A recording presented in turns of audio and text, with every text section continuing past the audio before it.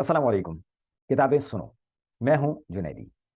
آج میں آپ کے سامنے ایک کتاب لے کر آیا ہوں، اس کا نام ہے مجھ کو دیکھیں گے رسول خدا صلی اللہ علیہ وآلہ وسلم۔ اس کتاب کے مصنف ہیں جنید حسن جنیدی۔ یہ دیار حرمین کے اولین سفر کی آپ بیتی ہے۔ اس کتاب کو شائع کیا ہے المنہل پبلیکیشنز نے۔ اس کتاب میں کل 132 صفحات ہیں۔ اس کا انتساب ہے اس وحدہ لا شریک ذات کے نام جس نے کتاب کا علم عطا فرمایا۔ ابتداً اس میں فہرست ہے، انتساب، تقریص، پیش لفظ بحضور ہادی اعظم صلی اللہ علیہ وآلہ وسلم کے بعد اس میں 3 ابواب، جس میں سب سے پہلا باب ہے سرزمین پاک سے سرزمین عرب تک، دوسرا باب ہے مدینے کا سفر، تیسرا باب سوم دیار حرمین۔ پیش لفظ میں مصنف لکھتے ہیں، بسم اللہ الرحمن الرحیم۔ عمرے کا یہ سفر نامہ میں نے لکھنا نہیں تھا، یہ مجھ سے لکھوایا گیا ہے، اور لکھوانے والا خود میری تقدیر کا کاتب ہے۔ اگر میں نے لکھنا ہوتا تو میں سفر میں نوٹ بک اپنے ہاتھ میں رکھتا اور ضروری معلومات اس میں درج کرتا رہتا، مگر ایسا ہوا اور نہ ہی میرا کوئی ارادہ ہی تھا۔ ویسے بھی عمرے کے سلسلے میں ان گنت سفر نامے پہلے ہی موجود ہیں۔ پھر اس تحریر کا سبب اصل میں یہ بنا کہ عمرے سے واپسی کے بعد میں اپنے دفتر میں ایک دن اپنے سفر کی مختصر رویداد سنا رہا تھا تو ایک دو کولیگز نے مجھ سے کہا، آپ کے پاس لکھنے کا سامان ہے، آپ کو عمرے کا سفر نامہ لکھنا چاہیے۔ اس دن یہ خیال میرے دل میں اتر گیا۔ ویکینڈ پر قلم اور رجسٹر لے کر بیٹھا اور لکھنا شروع کیا۔ قلم چلنے لگا، رواں ہونے لگا، ایک ایک تفصیل گویا یاد آتی گئی اور میں لکھتا گیا، یہاں تک کہ چند ہفتوں میں سفر نامہ مکمل ہو گیا، جو منشاء الہی کے بغیر ممکن نہ تھا۔ مکہ سے لکڑی کا ایک خوبصورت قلم خریدا تھا، اس سے کام شروع کیا۔ کہاں تو 2 صفحے لکھنا محال لگتا تھا اور کہاں رجسٹر کے 125 صفحات تک لکھتا چلا گیا۔ مجھے یقین کی حد تک خوش گمانی ہے کہ اس تحریر میں تائید غیبی میرے شامل حال رہی کہ اولاً خیر کا مشورہ ملا، پھر دل میں گمان محکم ہوا۔ میرے اور بھی کئی خیر خواہ ہیں جنہیں اس کا علم ہوا تو انہوں نے میری حوصلہ افزائی کی۔ اللہ تعالیٰ ان سب کو بہترین خیر سے نوازے۔ اس سفر نامے کا انتساب میں نے اسی کاتب تقدیر کے نام کیا ہے جس نے مٹی کے ایک بے حقیقت مادھو کو محض اپنی عطا کردہ توفیق سے یہ کتاب لکھنے کی سعادت نصیب فرمائی۔ اس کا علم حقیقی اور ہمیشگی ہے، میرا علم عطائی اور محدود ہے۔ یہ انتساب چھوٹا منہ اور بڑی بات ہے، مگر ایک سپاس نامہ ہے جسے رب کعبہ کی قبولیت کی امید ہے۔ در حقیقت اس کتاب کی تدوین کے دوران مجھے اندازہ ہوا کہ اگر علم کو ایک سمندر سے تشبیہ دی جائے تو ایک قطرہ پانی پر دسترس کا دعویٰ بھی سوائے جھوٹ کے کچھ نہیں۔ اب یہ سفر نامہ آپ کے ہاتھوں میں ہے۔ میں نے حتی الامکان اسے فطری رکھنے کی کوشش کی ہے، حتیٰ کہ صدقہ و خیرات کے حسن سلوک کے ایسے مواقع اور اعمال جنہیں بیان کرنے سے احتراز کرنا چاہیے کہ وہ کہیں ریاکاری کے زمرے میں آ کر ضائع نہ ہو جائیں، تائید غیبی کے خوشگمانی کے ساتھ وہ بھی مجھے لکھنا پڑے، کیونکہ ان کے بغیر یہ آپ بیتی نامکمل رہ جاتی اور قابل مطالعہ رویداد نہیں بن پاتی۔ اللہ تعالیٰ مجھے اخلاص کی دولت عطا فرمائے اور میرے حقیر اعمال کو قبول فرمائے۔ یہ عمرے کی ادائیگی کے لیے شرعی احکامات و مباحات کی کوئی کتاب تو نہیں، مگر میدان عمل کی سرگرمیوں کی رویداد ہونے کے ناطے کسی حد تک معاون ضرور ہو سکتی ہے انشاءاللہ۔ خدا سے دعا ہے کہ اپنے بندے کو تا عمر سفر حجاز کا مسافر یا مکین بنائے رکھے، کیونکہ وہاں سے آ کر بھی چشم بصیرت بیت اللہ و بیت النبی صلی اللہ علیہ وسلم کو دم بدم ڈھونڈا کرتی ہے۔ ان کو کیا معلوم اس کی روح ہے اب تک وہیں، لوگ کہتے ہیں مسافر اپنے گھر واپس ہوا۔ اقبال عظیم۔ عمرے کا یہ سفر میں نے مئی 2017 میں کیا تھا۔ میں اس سفر میں اپنے رفقا، میری والدہ، میری زوجہ اور میرا چھوٹا بھائی، ان سب کا بہت ممنون ہوں کہ انہوں نے اس سفر کو یادگار بنایا اور میری اہلیہ نے یادداشتوں میں میرا ساتھ دیا۔ میرے والد اور دیگر اعزاء کا بھی شکریہ جنہوں نے ہمارے سفر کے انتظامات میں حصہ لیا اور اپنی دعاؤں میں ہمیں یاد رکھا۔ آخر میں ادارہ بیت السلام ٹرسٹ شعبہ فہم دین میگزین کے مدیر محترم خرم شہزاد اور سرپرست اعلیٰ مولانا عبدالستار دامت برکاتہم کا تہ دل سے مشکور ہوں، جنہوں نے کم و بیش 2 سال تک اس سفر نامے کو فہم دین میگزین میں قسط وار شائع کیا۔ از مصنف جنید حسن جنیدی۔ مصنف نے ایک قطعہ لکھا ہے بحضور ہادی اعظم صلی اللہ علیہ وسلم۔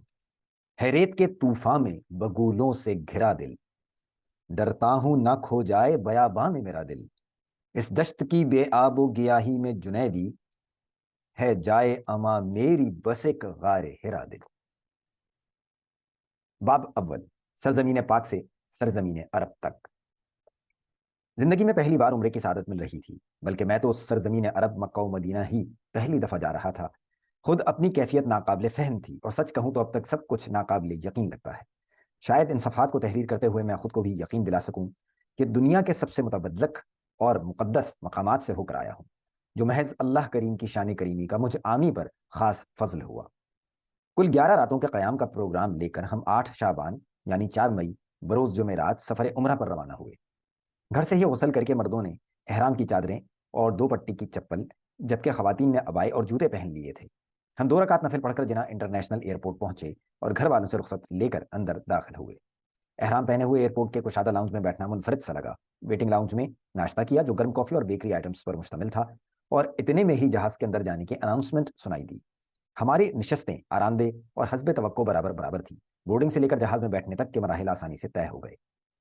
جہاز نے مقررہ وقت پر اڑان بھری اور صبح 8:40 کی سعودی ایئر لائن سے سفر کرتے ہوئے تقریباً 4 گھنٹوں پر مشتمل پرواز ہمیں لے کر جدہ کے کنگ عبدالعزیز انٹرنیشنل ایئرپورٹ پہنچی اور حج ٹرمینل پارکنگ میں اتر گئی۔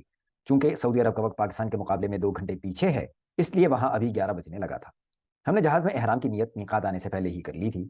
جذبات ایسے تھے کہ ہم بار بار جہاز کی LED اسکرین پر سرزمین عرب تک کا باقی ماندہ فاصلہ دیکھتے، پھر وقت کا حساب لگاتے اور میقات آ جانے کی اناؤنسمنٹ کا انتظار کرتے تھے۔ پاکستان کی طرف سے آتے ہوئے مقام میقات یلملم کے پہاڑ ہیں۔ ان کے بعد حدود حرم شروع ہو جاتی ہے۔ بحمد اللہ کراچی کے ہوائی اڈے سے لے کر مکہ اپنے ہوٹل پہنچنے تک کسی قابل ذکر پریشانی کا سامنا نہیں کرنا پڑا۔ ہم 4 افراد کا ایک قافلہ تھے جس میں میرے علاوہ میری والدہ، زوجہ اور ساتھ میرا ایک بھائی شامل تھا۔ ہم نے حج ٹرمینل پہنچ کر 4 افراد کے لیے علیحدہ علیحدہ موبائل سموں کا بندوبست کر لیا تھا تاکہ کہیں بچھڑ جانے کی صورت میں آپس میں رابطہ استوار رہے۔ سعودیہ میں رہتے ہوئے یہ تدبیر بہت کارگر ثابت ہوئی۔ ہمیں لے جانے کے لیے ہوٹل کی سیاہ رنگ کی جیپ نما ایک بڑی کار منتظر تھی۔ ظہر ہو چلی تھی، چنانچہ ہم وہیں حج ٹرمینل پر نماز پڑھ کر مکہ معظمہ کے لیے روانہ ہوئے۔ مکے کا سفر۔ مکہ، جسے قرآن مجید میں بکہ کہہ کر بھی پکارا گیا ہے، اسے نسل انسانی کی ابتدا سے مرکز کی حیثیت حاصل رہی۔ تاریخ میں لکھا ہے یہاں سب سے پہلے خانہ کعبہ حضرت آدم علیہ السلام نے تعمیر کیا تھا۔ اس شہر کی عظمت کا بیان میں یہ کہنا کافی ہے کہ اسے اللہ کا شہر ہونے کا شرف حاصل ہے۔